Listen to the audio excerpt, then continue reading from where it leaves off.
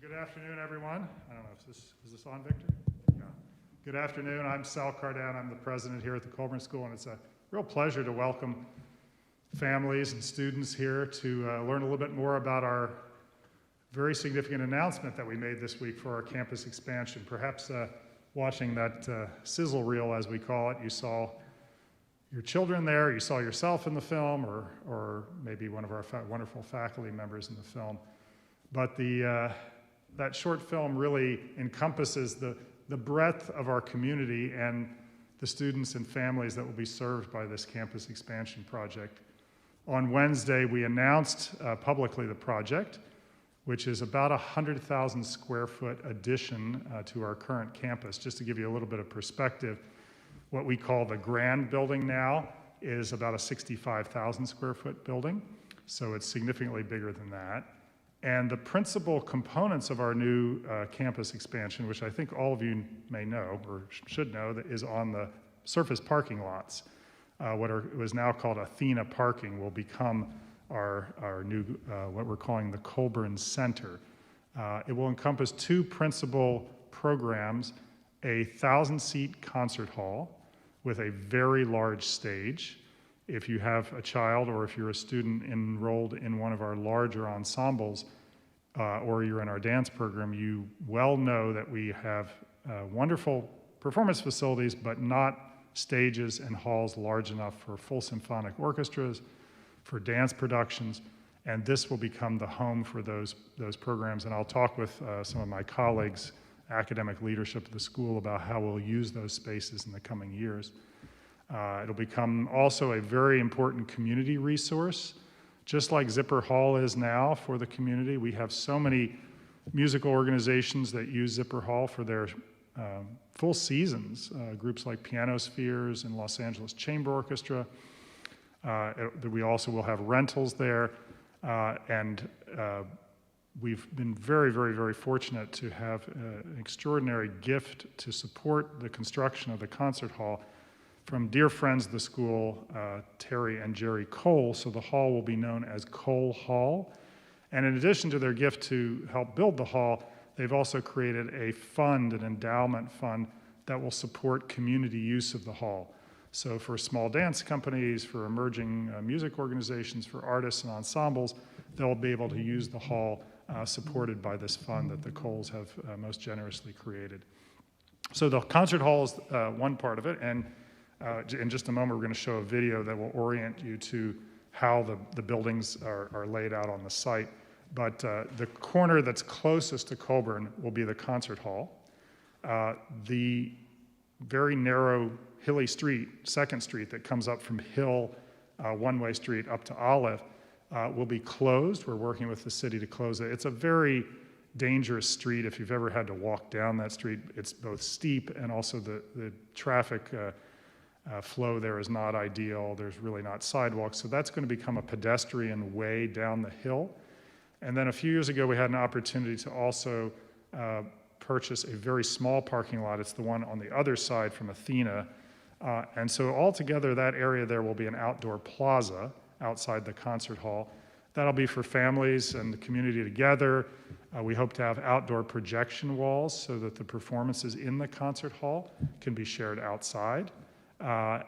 And actually outdoor performances can take place there as well, so a very active space. So the concert hall, and then downstairs from the concert hall will be full back of house. Those of you who've performed in Zipper know as wonderful as the space is, we really don't have dressing rooms, restroom facilities, and so forth. So we'll have a full back of house for the concert hall there. Then just to the east of that, as you go down the hill, on the lower, what is currently the lower parking lot, will be our new home for the Trudel Zipper Dance Institute. And we're so excited about this. It's really, we've had dance as part of the school for many, many years. And of course, the building on Grand was designed to have 2 dance studios, what I think we call Dance Studio A and B. About 8 or 9 years ago, we took the Grand Rehearsal Hall and made it a dance studio. We added a sprung floor there. But we actually will move the entire dance unit over to the new facility, including the administrative offices. And that will house now 5 dance studios, a tap studio, 3 very large ballet studios. To give you a sense of size, we're almost doubling the size of the ballet studios. I think, Dean Farley, we're at about 1,200 square feet on the dance studio A and B, and the new studios will be almost 2,400 square feet. And at the highest level of the dance school will be a studio theater that is about 3,000 square feet. We'll have seating for 100. And in a little while, I'll ask Dean Farley about how that space will be used. There'll be administrative offices there, there'll be faculty changing rooms, there'll be student changing rooms, a very complete home for dance. And that means that the spaces currently occupied by dance can become music rehearsal spaces for medium-size ensembles. Programs like our jazz program in the community school, chamber music across all units of the school, and spaces a little bit like Mayman Hall, which is such an active and wonderful space. So we'll have 3 spaces that will come online for the music unit, and all of dance will move over there. So that's just a brief overview. We're going to show about an 11-minute film that was made that highlights some of the people that are deeply involved in this project. Our Life Chairman Emeritus, Carol Colburn Grigger, and our incredible architect, Frank Gehry, among others. So please enjoy this film. And I don't know, can we actually drop the house lights on for this one? Great, thanks.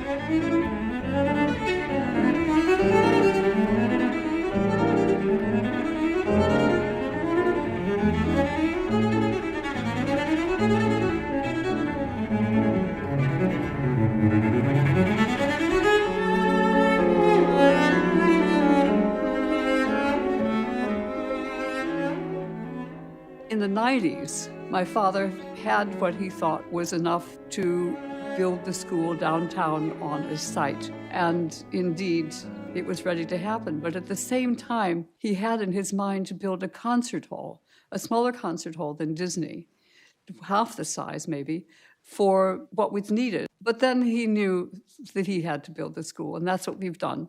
And at the same time, in the back of everybody's mind was that hall. And this has been a long-held dream, not only for the school, but I think for the community, for artists from across Los Angeles, for the young artists studying here at Colburn Music and Dance.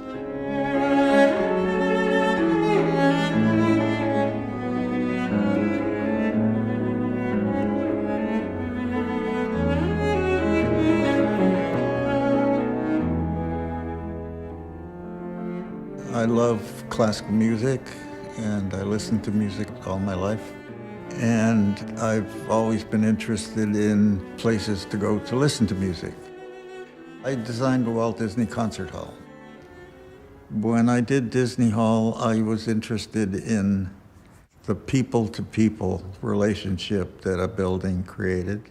You had musicians feel the audience. So I spent a lot of time focusing on that idea that the audience was part of the game, part of the play, part of the experience.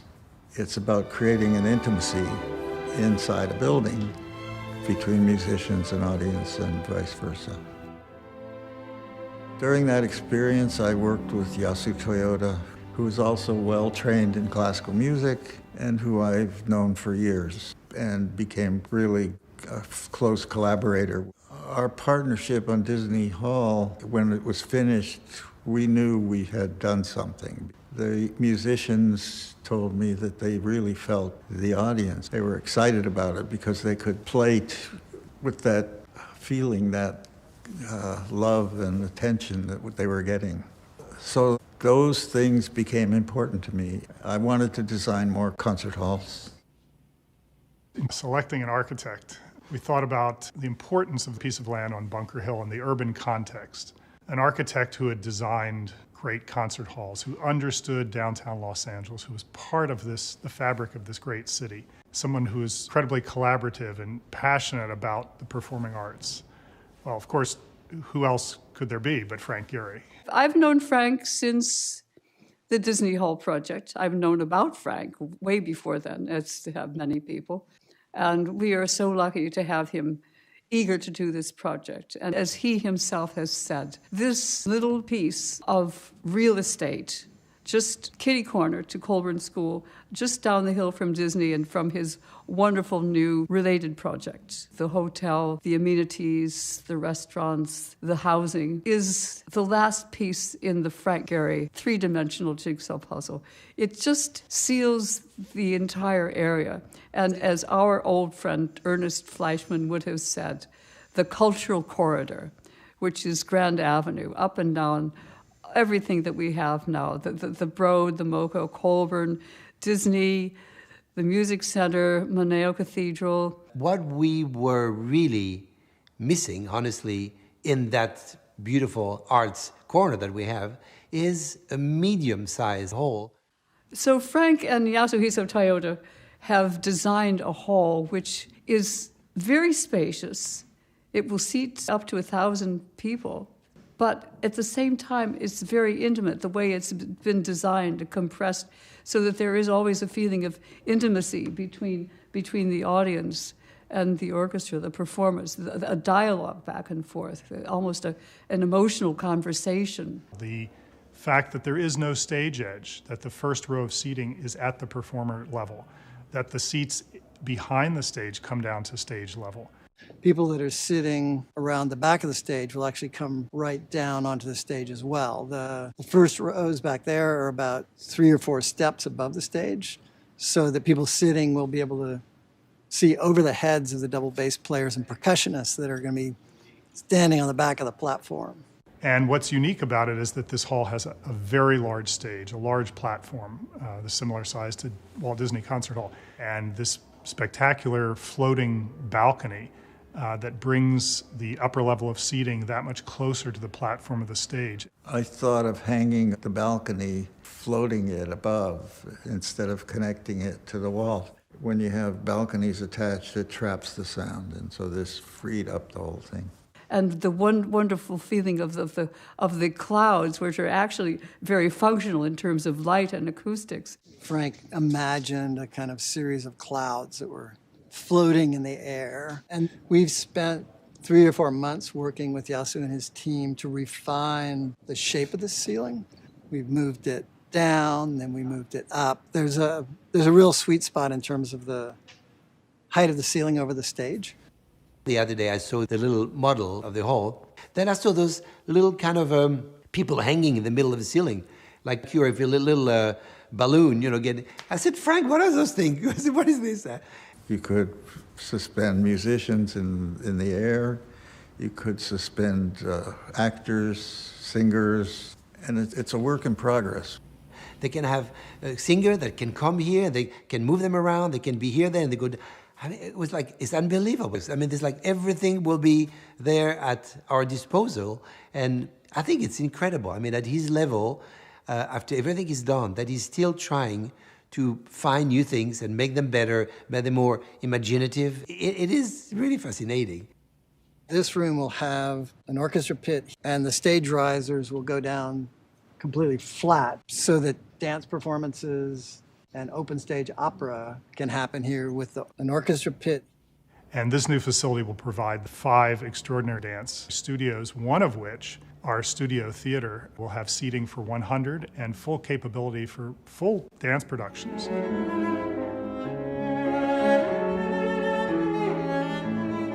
And that's going to be visible every day with these glass studios that folks who are walking around this part of the city will be able to look up and see a building that dances. I think the School of Dance, because I've been watching them when I go there. The kids dance outside on the terraces. Wherever they get a place to dance, they'll dance depending on the weather. So this design is made so they can do that. So they can dance on the building, around the building, in the building, out of the building. The terraces, the entrance balconies, all those things could be used for outdoor kind of performances. And I know they will. I know they're going to do it. And we're also thrilled about the concert hall because it's being designed for dance as well. And it's gonna give us a whole new perspective on dance. We're gonna be able to see great works from the classical ballet canon, but we'll see them 360. We'll get to see the patterning and design of ballets by Jerome Robbins or George Balanchine, but we'll see them from 360 in a way we never can in a proscenium. And it will also inspire a whole new kind of choreography that's designed to be seen from every angle. We are so excited, I can't even tell you. We are always traveling, we're always performing different halls every night. Sometime when we're on tour, we don't really enjoy our homes so much, but halls becomes our homes, and can wait to see it starting and see it, and then finally be sitting there in front of my piano and just having this be embraced by the people around and the clouds and maybe some people flying in or whatever is going to happen there. It's going to be tremendous. Where we're going to be able to explore the synthesis of music and dance and really be a global gathering place for the investigation of dance and music and architecture and design. How could you not be excited about a place like this? By coincidence, we're all in the same place. By coincidence, everybody likes everybody. And so, by coincidence, I'm an architect that loves to do this kind of thing, so it's kind of a miracle that we're all there.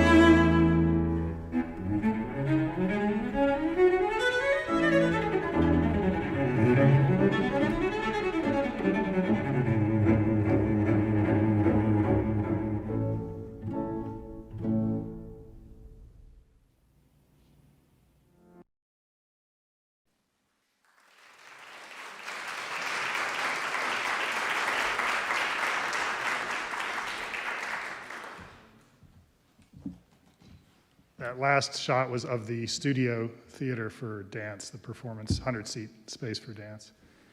I'm sure we have a variety of families with varying lengths of association with the school, but just from my own family's perspective, we moved here in 2009 when my daughter was 3, and she started in the early childhood program.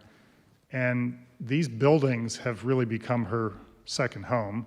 Of course, I work here, and my wife teaches piano here, and we're here most days of the week. But for her, it became a community of friends, and these spaces became just so familiar to her week in and week out that it really became sort of her first school as opposed to the other schools that she's attended over time. In fact, so much so, after going through the CSPA, she's now decided to be a musician, and she's joined our music academy, so she's really here all the time now. But I think what architecture does for the people that inhabit the spaces is a remarkable thing. If you talk to our faculty who have taught with us for many decades, we still have a number of faculty who taught in our original location, which was down near USC. We moved to Grand Avenue in 1998.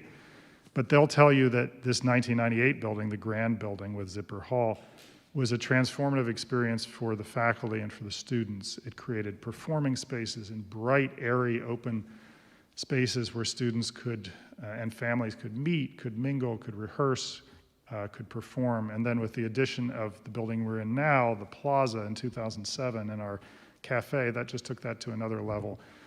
And what we love so much about Frank Gehry is he thinks so carefully about the people that will use his buildings, the students, the families, the audiences that will attend. So I know that this next chapter in our future is going to have a similar impact, and we're so excited to have you as part of the journey with us.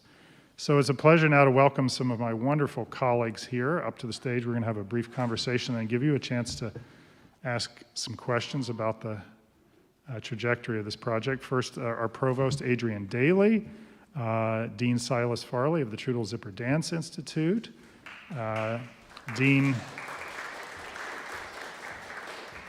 Susan Cook of the Community School for Performing Arts, and Annie Wickert, who is our Vice President of Advancement here at the school. So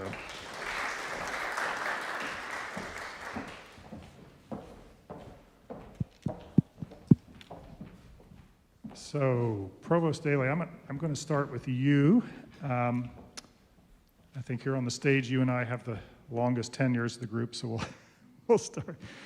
I wanted to ask you what you think it will mean to have these spaces for our ensembles and dancers, and Silas, I know you'll get much more deeply into that, not only to perform, but to rehearse, spaces that are adequate acoustically and from a size perspective. I mean, what does that mean for a youth orchestra or a conservatory orchestra, and what will that do for the learning experience? Well, thank you, Saul.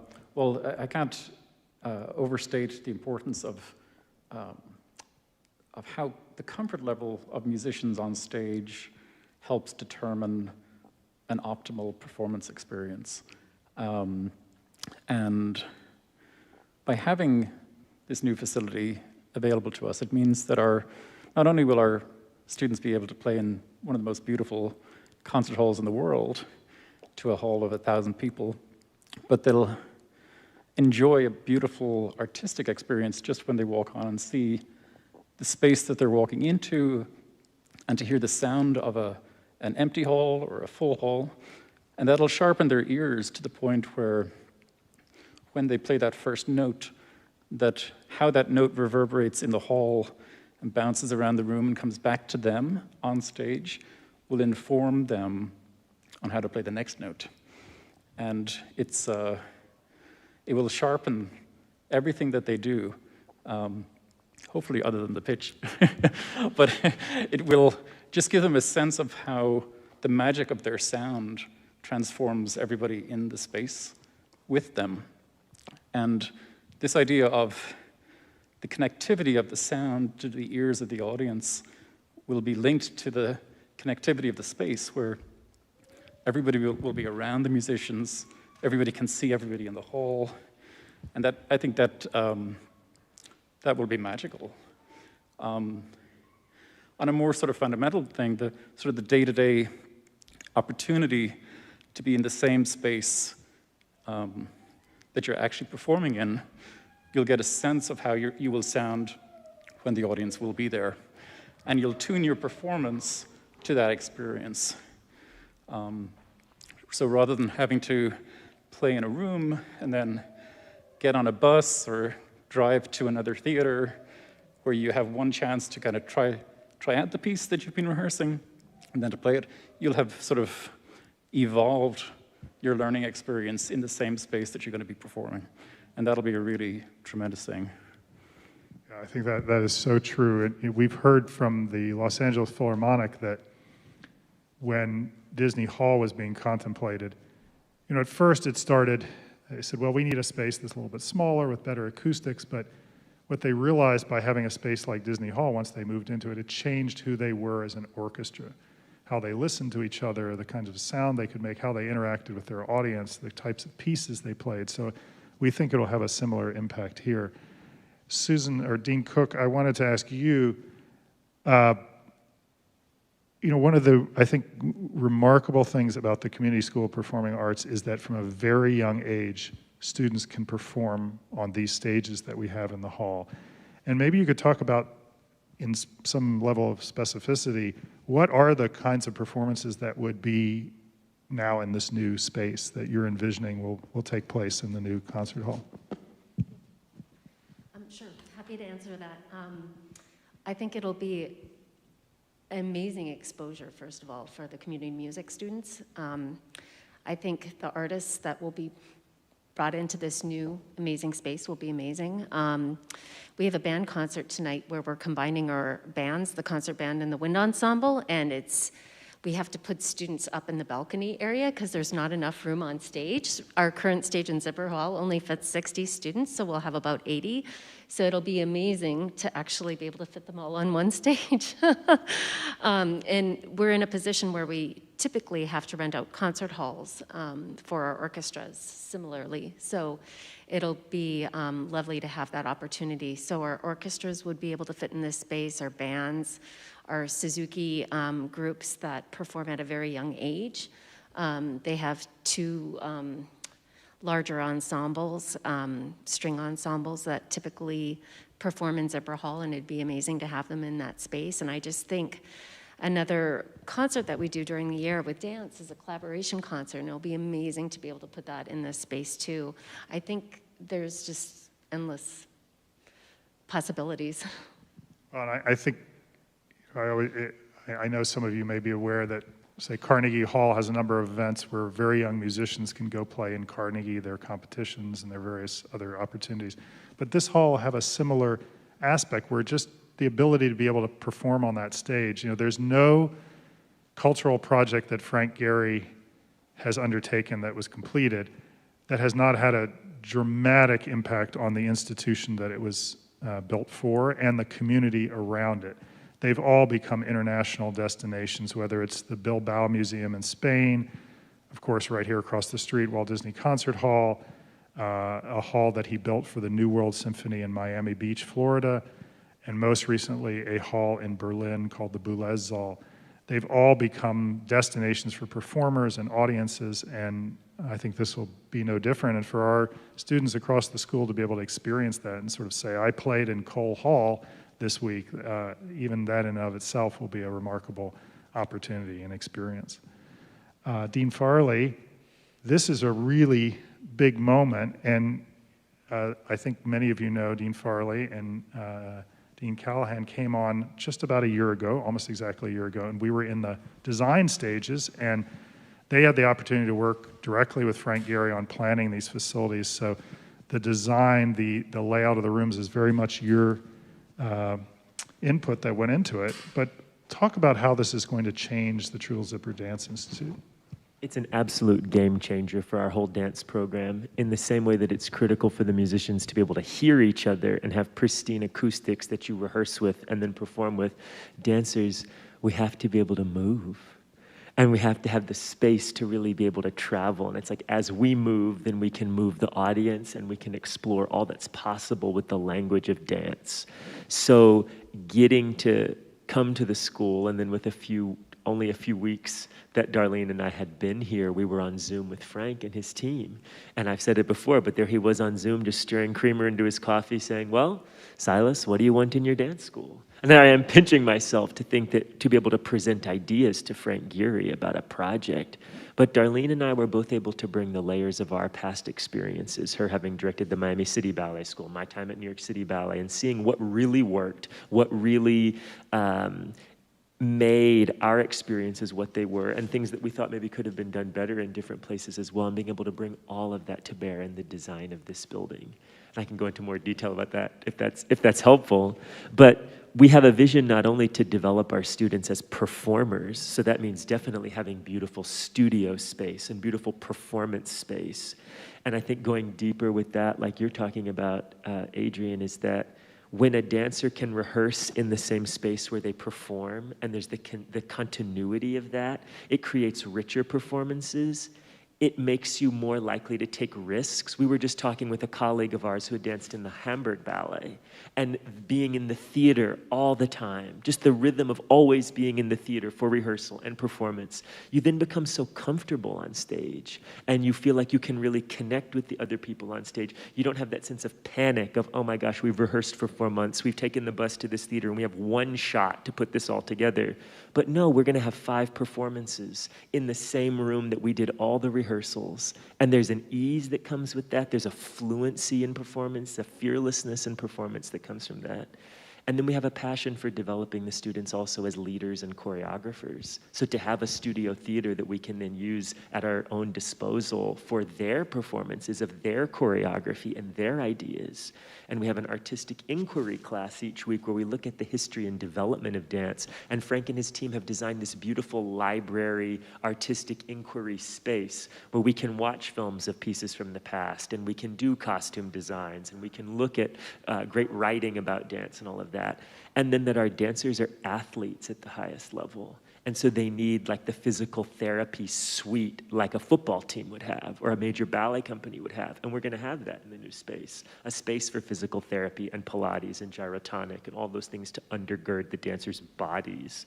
And then the concert hall, like I was saying a little bit in the video, is also being designed for dance. So we'll have this intimate, more proscenium style space in the dance school, but then we're gonna be able to dance in that glorious hall that you've all just seen, and to see ballets that we've all known our whole lives, but from every angle is gonna be transformative, and then to develop new pieces that are devised to be seen and shared from every angle, and to make the kinds of collaboration that this school can uniquely make possible between student musicians and student dancers at each level of their development will be so seamless. And then the kind of offering that that will now be to the community because of the glass tower that the school is going to be, is that everyone can not only look in, but because we have this increased number of studios, we can invite the community in more. We can expand our offerings when it comes to adult classes or adaptive dance classes, all different kinds of things that we don't literally have the physical space to fully realize in the way we'd hope to, and to increase the levels of what we offer our students, to increase the levels in our dance academy, all of these different possibilities. As the territory expands, we can offer more and grow deeper. It's a wonderful, wonderful vision. I was thinking, Silas, you were talking about what it means to perform on a stage, and I remember, I think my daughter was maybe 5 or 6, and I was sitting next to one of our then board members who also had a daughter the same age. Actually, he's had 5 children go through the school. And he leaned over and he said, I don't know, and it doesn't matter whether my daughter becomes a musician, but I know that the experience of her getting on a stage like this, and I think we were in Zipper that day, that's a transformative experience, that someday she'll be, whether she's in an operating room or in a boardroom, what she learned on the stage here at Colburn School will transfer. And I think that's one of the most powerful things about the performing arts, that it prepares us for all kinds of endeavors following that, whether we're teachers or choreographers or pursuing something completely outside of the art form, in addition to developing, of course, a lifelong love and appreciation for music and dance. So Vice President Wickard, Annie Wickard here, is responsible institutionally for fundraising for our whole school.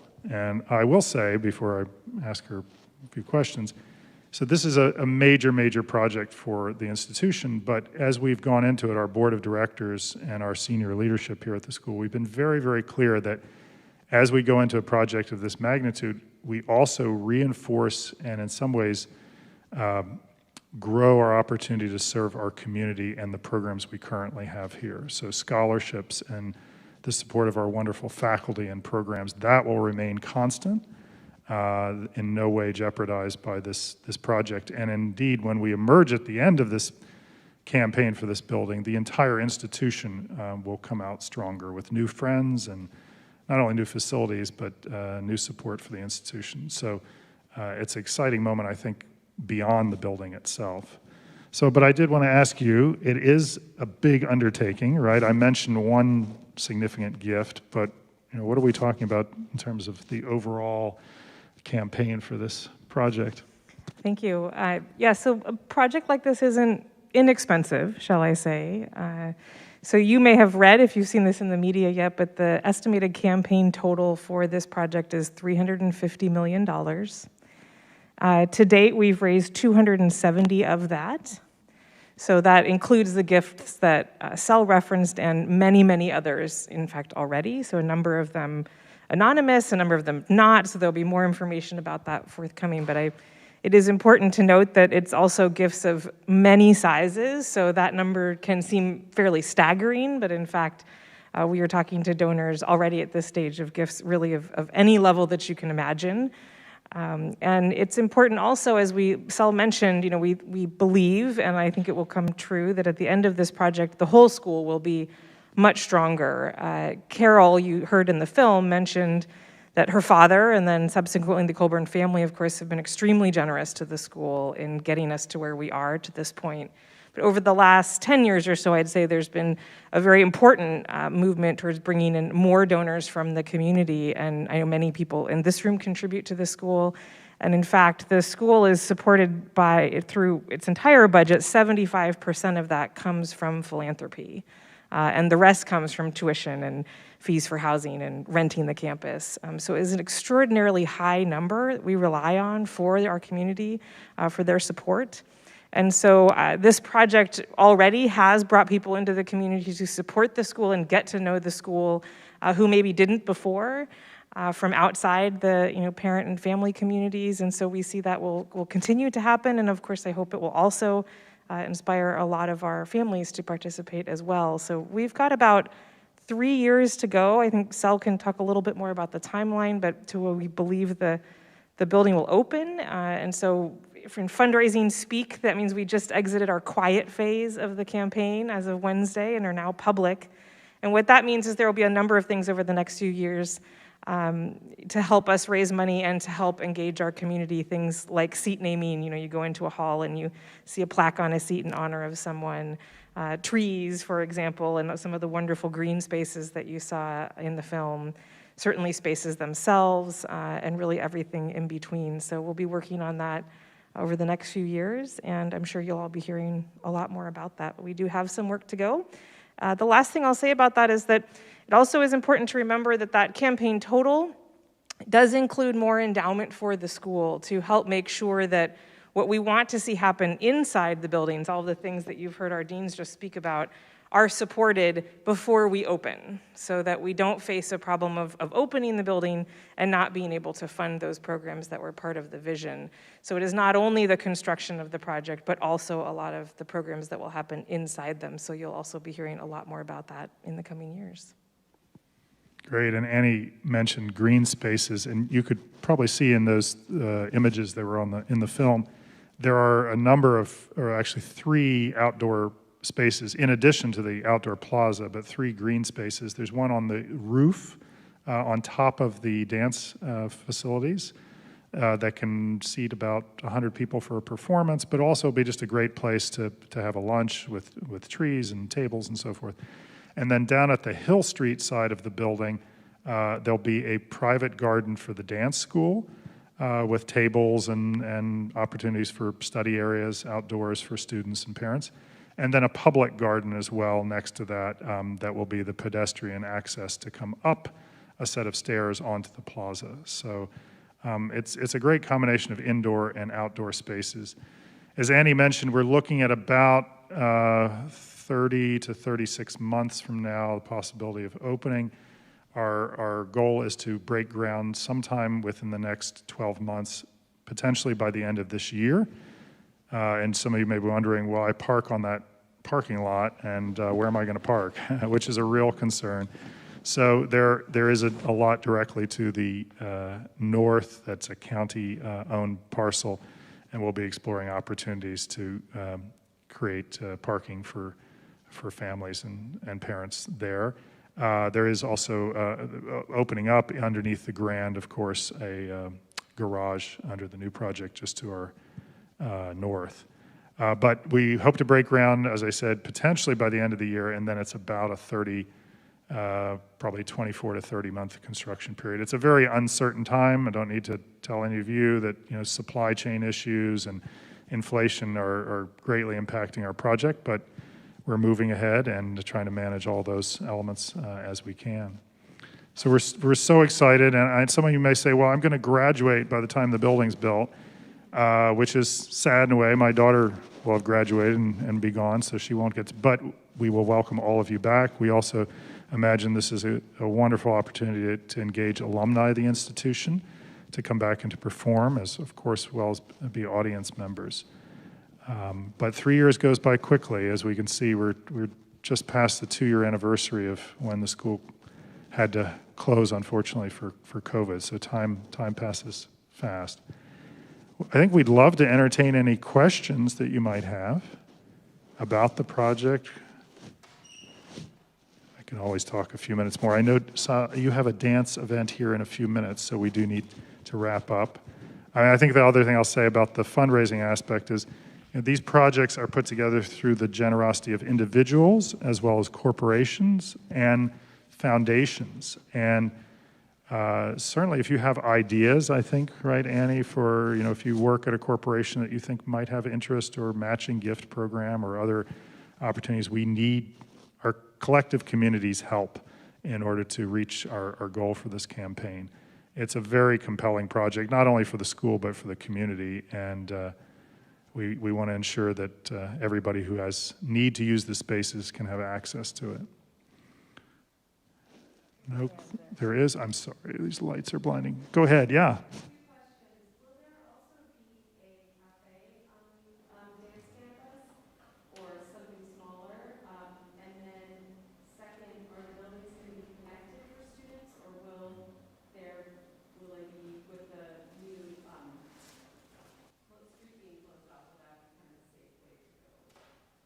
So I'll answer the second part first.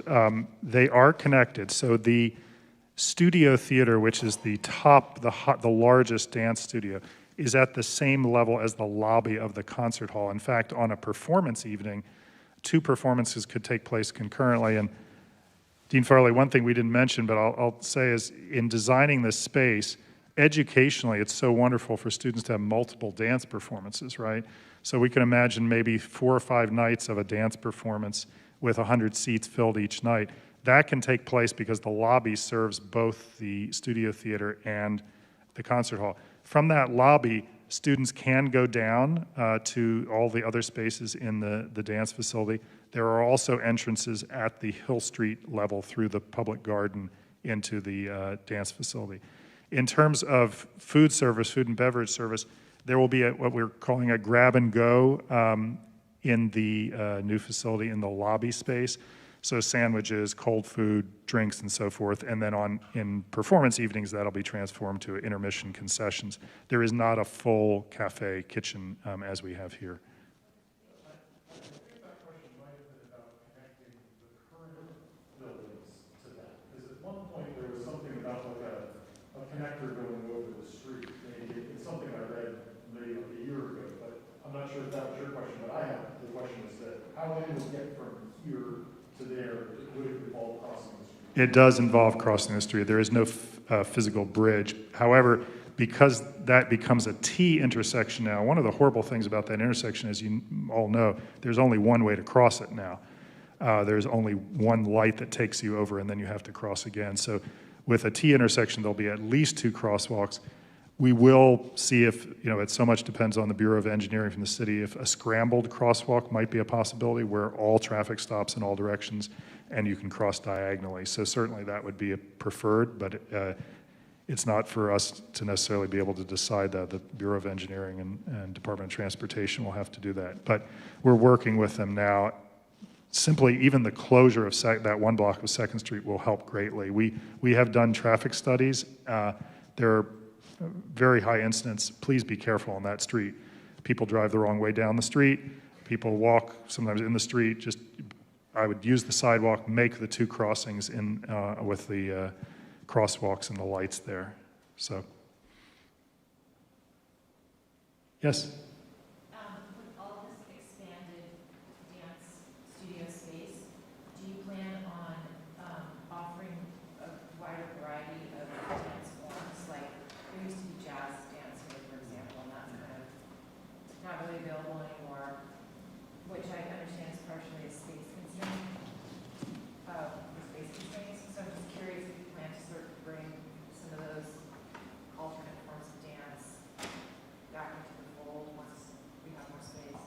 Yeah, we've not finalized exactly what forms, but yes, to expand and enrich the curriculum at each level of what the school offers.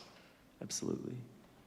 And I think one of the things that you and Darlene have really already started to think about is sort of synthesizing between the forms, right? So students have exposure to multiple forms, whether they're in, more of a ballet-focused approach, right? That's a perfect, that's one of the things we're about to talk about, so it's perfect. Yeah. Yes? Is there going to be a specific waiting area just for dancers? Yes, so the dance facility on that lowest level of the dance building, the Hill Street entrance, on that level is a reception desk with security and an office for the dance, for the Chula Zipper Dance Institute. Also on that level are changing rooms and a number of restrooms, and 2 studios, a tap studio and a ballet studio. If we go up 1 level to the 2nd level, there are 2 large ballet studios, dance studios, and then on the 3rd level, again, the faculty dressing rooms, which will be used on performance nights by the performers, and as well as administrative offices for dance and some of the spaces that were talked about, the physical therapy space and the artistic inquiry library space. So it is really, the entire building is dedicated to dance. There is a connection to the other building on that top floor, but it'll feel very much like this is for dance. The gardens also, coming up from Hill Street, there is a private section of the gardens and a public access section of the gardens. So the entrance to the school on that street is in fact a private, safe area that is deliberately quite large and lovely, so that given that we're in Southern California, we can take advantage of that, and people can also gather and sit out there and wait and do homework and so on. So next things that you may hear about the project, we plan probably in the early fall to announce a group of partner organizations that will use the space, partners in that sense, strategic partners and community partners, strategic partners being organizations with whom we have a close connection, might even contemplate programming together. Imagine the Los Angeles Chamber Orchestra collaborating with our dance program, or Los Angeles Children's Choir collaborating with one of the community school orchestras. So that'll be announced sometime in the fall. And then, of course, after that, the next big event would be the groundbreaking itself. And that'll be a really festive community event, which we hope we have many of you involved in as performers, and certainly all of you attending as a celebration. So thank you so much for coming today. You'll notice on your water bottles, if you got one of the water bottles in there, what is that image, you may ask, and what is that up there? That is the ceiling of the concert hall. That's this cloud design by Frank Gehry. It's never been done before. It's a unique element of our signature element of this hall to give that feeling of almost being outdoors. There are 2 large skylights in the hall, so that performers rehearsing in the hall all day long won't feel like they came out and won't know what time of day it is. So that's the image there. You're going to see it used throughout the campaign. And we're just so excited to share this with you and look forward to the day when we're all in the new space together. So thank you very, very much for being here.